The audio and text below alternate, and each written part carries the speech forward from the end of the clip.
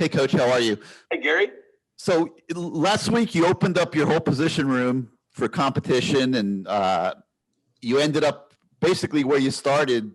I don't know if that was partially due to some of the guys that were out or whatever. I'll ask you to elaborate on that. But can you give us some insight into that competition last week? And obviously you got rewarded with a huge game from Mike Harley. Just, give us some insight into what's going on in your position group and if any of the young guys are close to busting out. Yeah, sure. No, the guys that started in the game were the ones that earned it. Had nothing to do with anything else but that. It's the way it worked out. We opened it up. I told them early on in the week, whoever practiced the best, they're always been practicing hard. But whoever produced, who paid attention to details, who competed for the ball the most, who gave us the best chance to win, in my opinion. And then obviously our offensive coordinator always has the last, and Coach Diaz has the last call. But I think they, trust my opinion. No, those were the guys that earned it. They practiced really well. Assignments, doing everything right. All of that has to do with it. And, I think that's good for everybody. I think that you can, I noticed that we were kind of getting in a lull, not being comfortable. I know that's easy to throw out there, but it was just more of a lull. Like, it wasn't like guys weren't practicing hard. I would never allow that to happen. I know I read some stuff on social media that's kind of, no, that did not happen. We've been busting our butts since the spring, and guys just weren't producing in games. And I said, guys, it's a production business. I'm sorry. That's the way life is. I know all you guys want to go play in the NFL, but you'll get a rude awakening when you get there. It's a production business, and you got to go out there and produce, and we're going to see, just give somebody else a chance to see if they can do it. But through the whole week, those three guys actually, and Jeremiah is in that mix too, Jeremiah Payton, they were the ones that did the best that week. As a follow, D. Wiggins got, if the counts are accurate, he got the most reps in the game, and he's a guy that's really been struggling the whole season to get on track. But the fact that you played him so much, I assume, is an indicator that on the practice field he's doing very, very well. Talk a little bit about him specifically, just what he's been going through this year, just trying to get going. Yeah, it's a process at receiver. We were laughing, watching all of the cut-ups. We watched every clip that we played this year.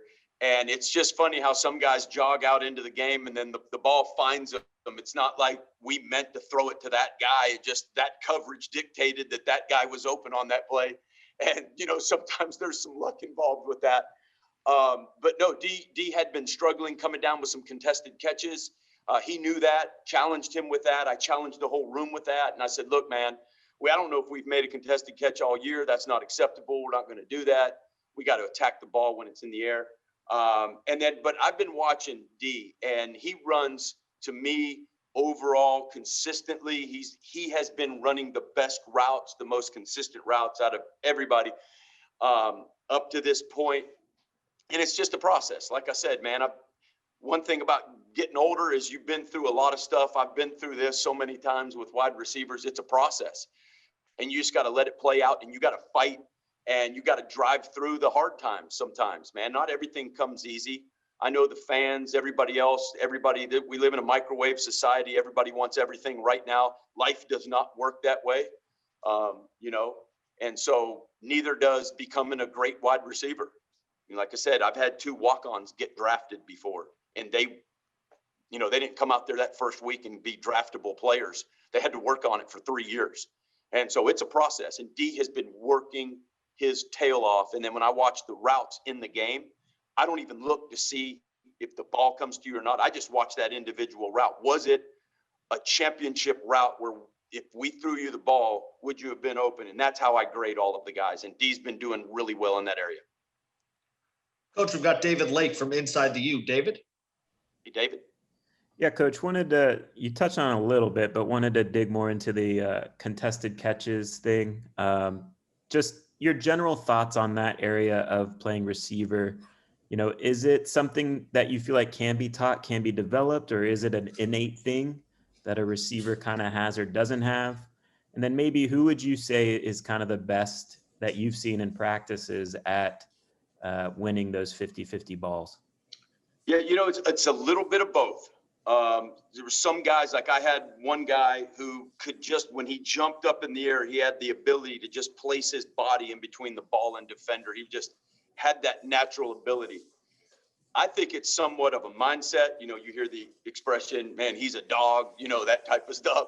But there is a mindset. When you walk across that white stripe, you could be the nicest guy in the world, but man, when you walk across that white stripe, you better turn your hat on backwards, your hard hat on, man.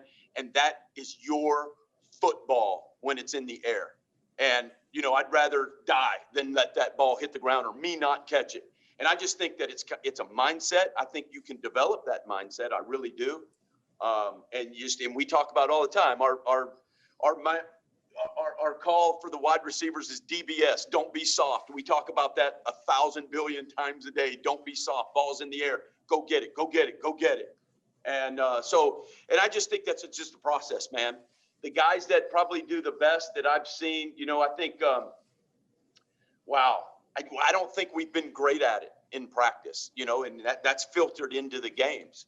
The last 2 weeks, I think we've made some plays out at practice, and you could tell that a day like Saturday was coming because of the last 2 practices and the way they approached practice, and they were making plays and then it just filtered in the game. So I really, quite honestly, I would love to be able to point somebody out, but I can't do that right now. I'll let you know when I see one.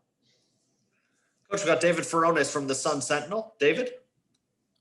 Hey, Coach. One thing Manny Diaz mentioned is out of the freshman receivers, maybe the skill set that is flashing the most is Keyshawn Smith's speed.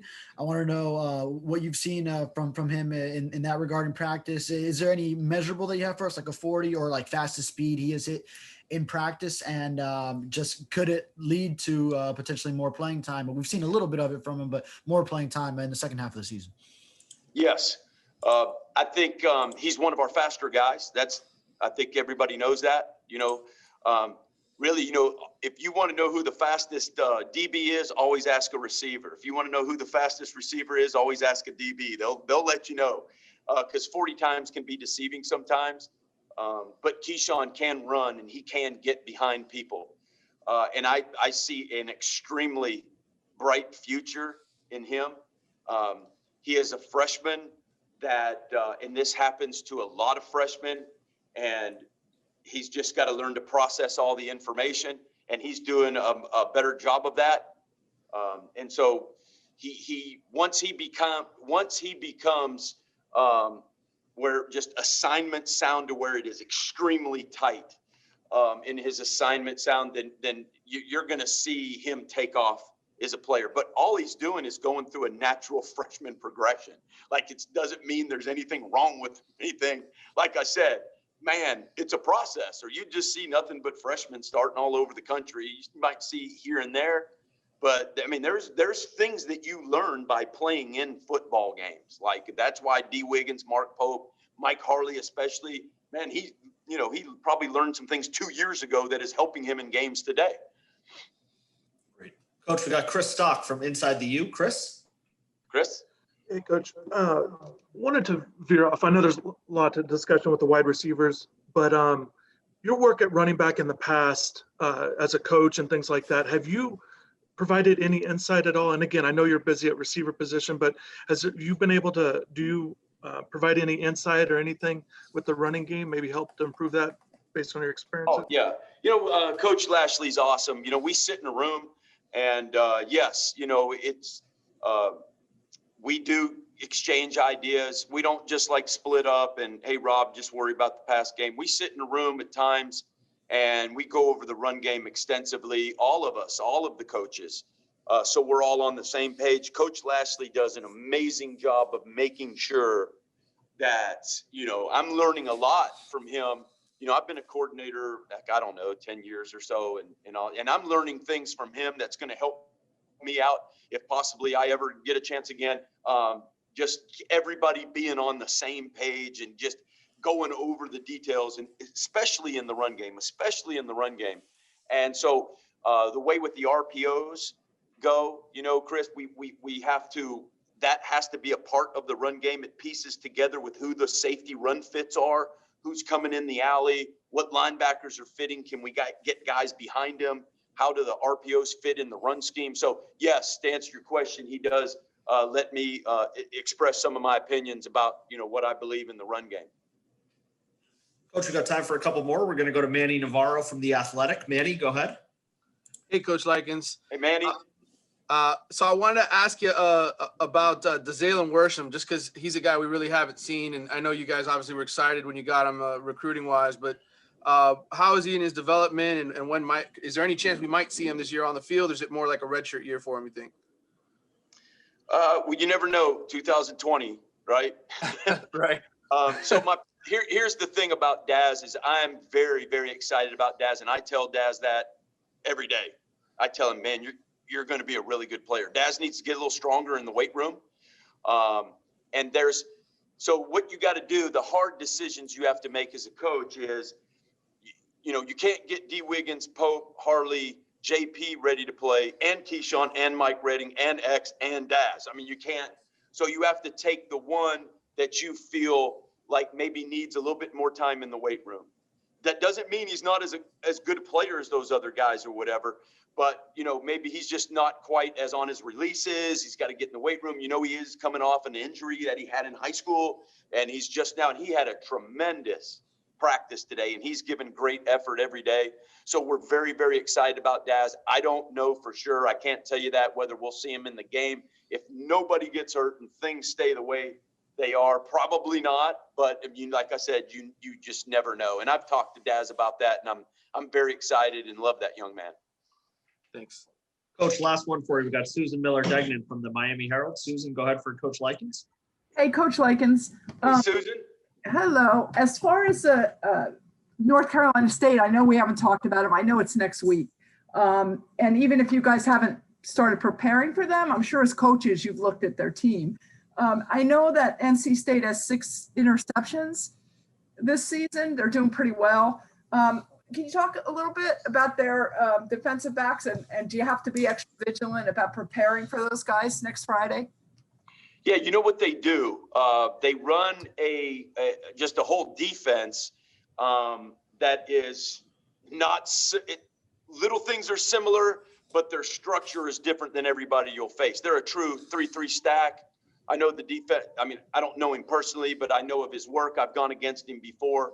And that secondary, and they're going to play cover 3, then they're going to play man, and they try to create some confusion, you know, with their blitz packages, with 3 down linemen, 3 stack backers coming from all over the place, rotating the secondary, rotating it to the field, rotating it to the boundary, bringing corner blitzes, all of that stuff. So, you know, they rely on confusing the quarterback with some things, and their DBs play really, really hard and tough, and they're courageous, and they come up fast and hard on things like on passes. And so, yeah, I mean, you got to be you got to be on your P's and Q's when you're going up against these guys. You can't, you know, you got to run at them and make sure you're not inside when you're supposed to be outside.